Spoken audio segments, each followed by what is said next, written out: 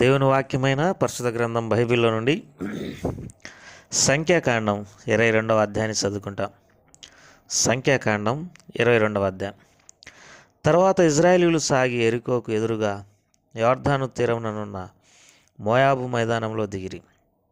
సిప్పోరు కుమారుడైన బాలాకు ఇజ్రాయేలీలు అమోరీలకు చేసినదంతయు చూసెను. జనం విస్తారంగా ఉన్నందున మోయాబీలు వారిని చూసి మిక్కిలి భయపడిరి. మోయాబీలు ఇజ్రాయేలులకు జంకిరి. మోయాబీలు మిద్యాను పెద్దలతో ఎద్దుబీటి పచ్చికను నాకివేయినట్లు ఈ జనసమూహం మన చుట్టూ ఉన్నది, యావత్తును ఇప్పుడు నాకివేయుననిరి. ఆ కాలమందు సిప్పోరు కుమారుడైన బాలాకు మోయాబీలకు రాజు. కాబట్టి అతడు బేయేరు కుమారుడైన బిలామును పిలుచుటకు అతని జనుల దేశమందలి నది యొద్దనున్న పేతోరుకు దూతల చేత ఈ వర్తమానం పంపెను. చిత్తగించుము, ఒక జనము ఐగుప్తుల నుండి వచ్చును. ఇదిగో వారు భూతలమును కప్పి నా ఎదుట దిగి ఉన్నారు. కాబట్టి నీవు దయచేసి వచ్చి నా నిమిత్తం ఈ జనమును శపించుము. వారు నాకంటే బలవంతులు. వారిని హతం చేయుటకు నేను బలముందుదునేమో. అప్పుడు నేను ఈ దేశంలో నుండి వారిని తోలివేయుదును.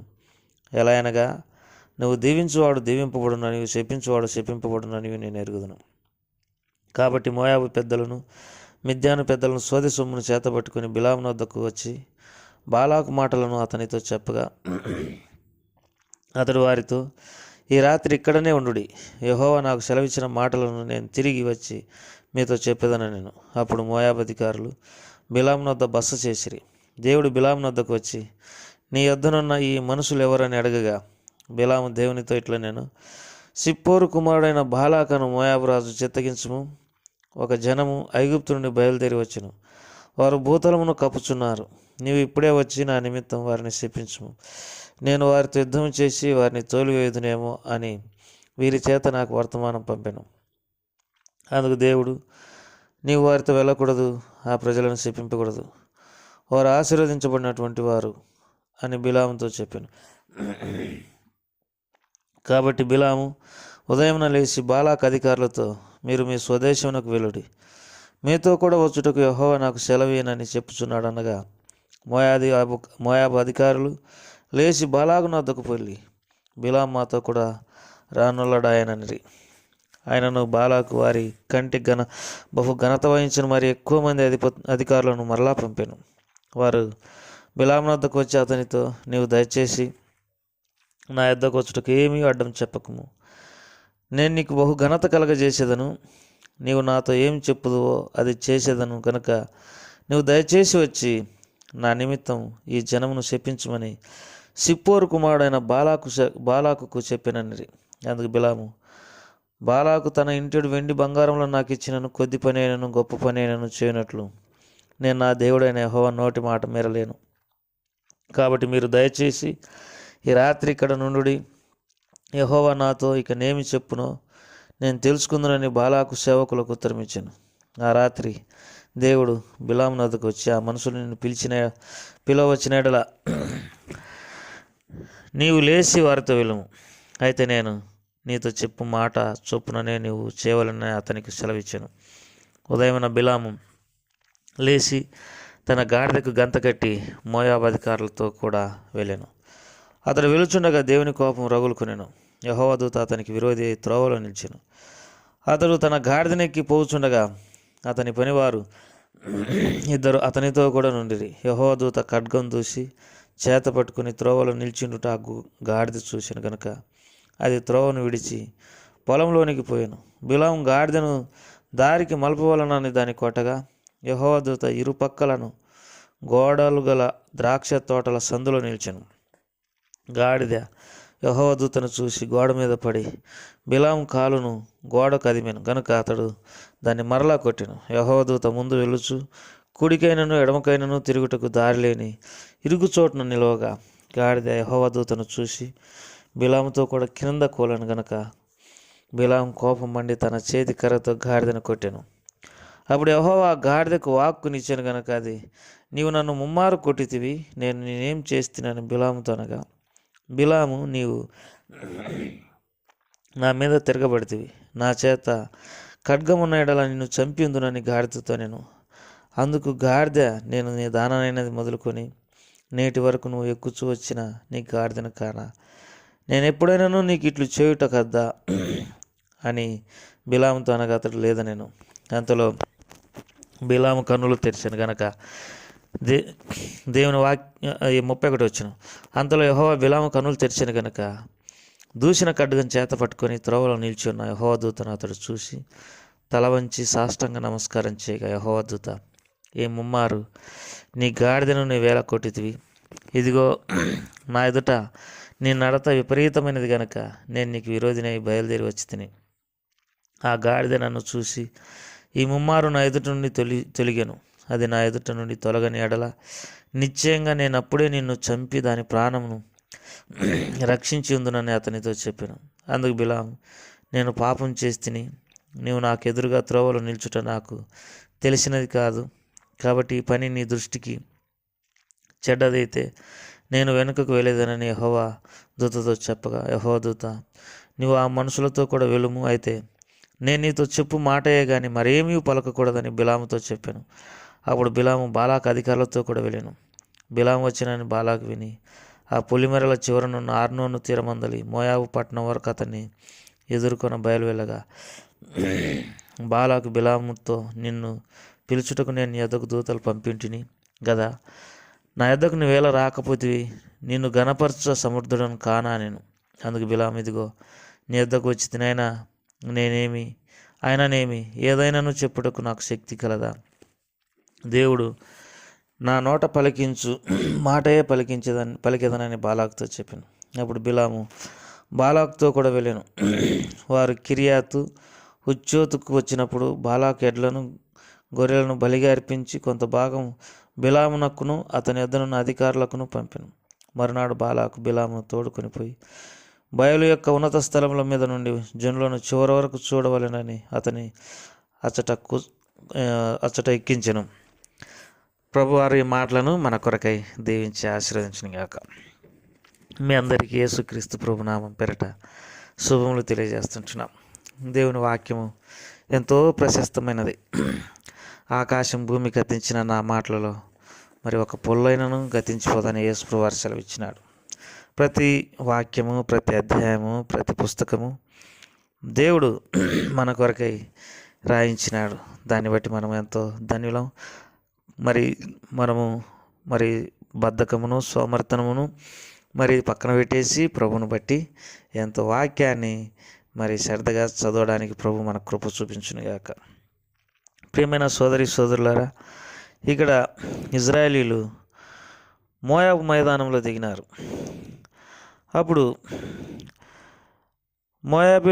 మోయాబీలు మిద్యాను పెద్దలతో, ఎద్దు బీటి పచ్చికను నాకివేయినట్లు ఈ జనసమూహం మన చుట్టూ ఉన్నది. మోయాబు రాజు అయినటువంటి బాలాకు ఇజ్రాయేలీల సమూహమును చూసినప్పుడు భయపడినాడు. అయితే అతనికి వెంటనే ఒక ఆలోచన వచ్చింది. బిలాం అనేటటువంటి వ్యక్తి ఉన్నాడు. ఆ వ్యక్తి ఎవరిని దీవిస్తాడో వాళ్ళు దీవించబడతారు, ఎవరిని శపిస్తారో వారు శపించబడతారన్న నమ్మకం ఈ బాలాకు ఉంది. అందుకే అతన్ని పిలిపించడానికి మనుషులను పంపినాడు. అయితే దేవుడు ఆ వ్యక్తితో బిలాముతో ఏమన్నాడనంటే, సంఖ్యాకాండం 28వ అధ్యాయం, అతడు వారితో, ఈ రాత్రి ఇక్కడనే ఉండుడి, యెహోవా నాకు సెలవిచ్చిన మాటను నేను తిరిగి వచ్చి మీతో చెప్పేదను. దేవుడు ఏమన్నాడంటే 9వ వచనంలో, దేవుడు బిలాము వద్దకు వచ్చి, నీ వద్దనున్న ఈ మనుషులు ఎవరని అడగగా, బిలాము దేవునితో ఇట్లా, నేను నీ వద్దనున్న మనుషులు ఎవరు అని బిలామును దేవుడు అడిగినాడు.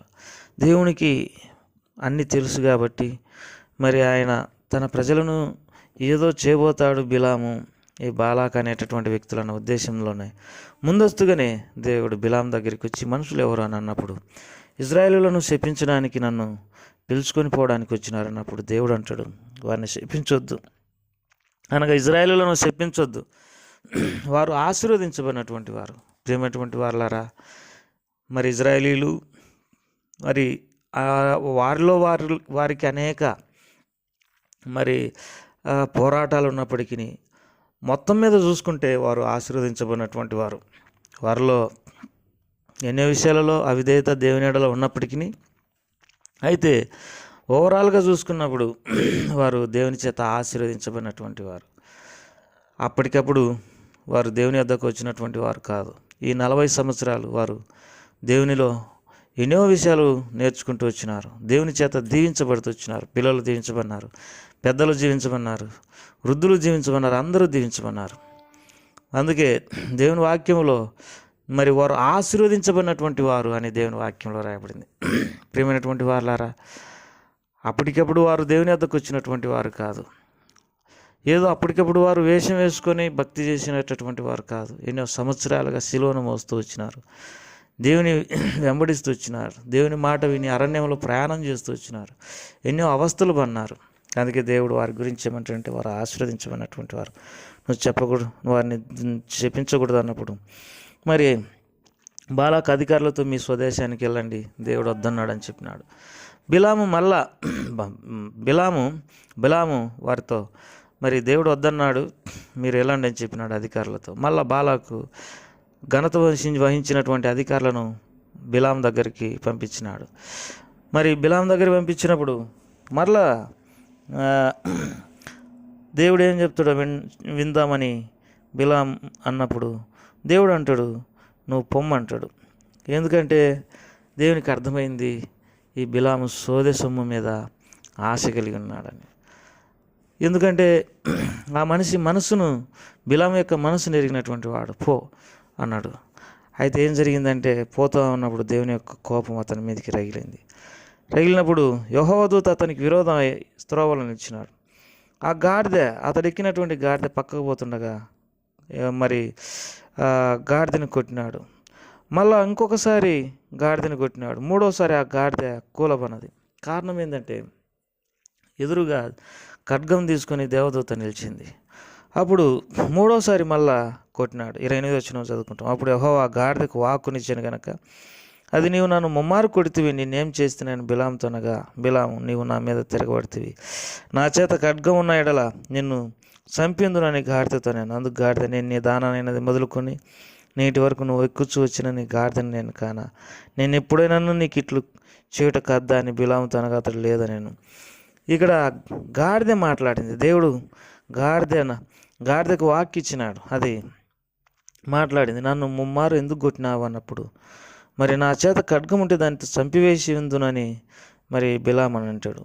గాడిద మాట్లాడుతున్నా ఈ మనిషికి తెలివి లేదు, అర్థం కాలేదు. గాడిద ఎట్లా మాట్లాడుతుంది అని కూడా తను ఆలోచించడం లేదు. మరి సోదె సొమ్ము కోసం ఆశపడి ఆతృతతో వెర్రివాడుగా ప్రవర్తిస్తుంటున్నాడు. దేవుని వాక్యం సెలవిస్తుంది ఆ ప్రవక్త యొక్క వెరితనాన్ని గాడిద అడ్డగించినదని. వాస్తవంగా గాడిద ముమ్మారు అది మోకరించకపోయింటే దేవదూత బిలామును నరికి చంపేవాడు. కానీ ఆ గాడిద విధేయతను బట్టి ఆ వ్యక్తిని వదిలేసినాడు.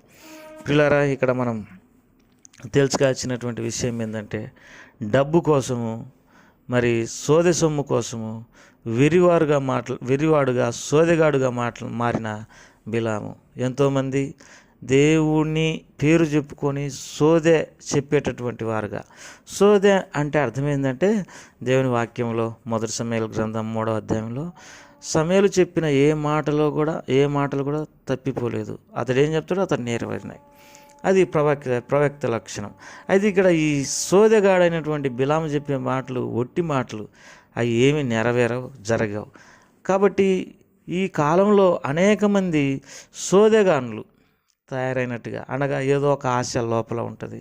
డబ్బు కోసమో లేకపోతే బహుమానాల కోసమో ఆశ కలిగి ప్రజలను ముఖ్యస్థుతి చేయడానికి, లేకపోతే ఇతరులను మెచ్చుకోవడానికి సేవలో కొనసాగేటటువంటి వీళ్ళందరూ మరి ఈ బిలాముతో సమానమైనది మనం గమనించాలి. ఆ మైకంలో, ఆ డబ్బు మైకంలో గాడిద మాట్లాడుతున్నా మరి అతడు గమనించలేక నా చేత ఖడ్గం ఉంటే చంపేదనని అంటాడు. ఎంత మూర్ఖంగా ప్రవర్తిస్తున్నాడో చూడు. కాబట్టి గాడిదకు దేవుడు అర్థమైండు, దేవుని సంగతులు అర్థమైనాయి, కానీ మానవ రూపంలో ఉన్నటువంటి బిలాముకు అర్థం కాలేదు.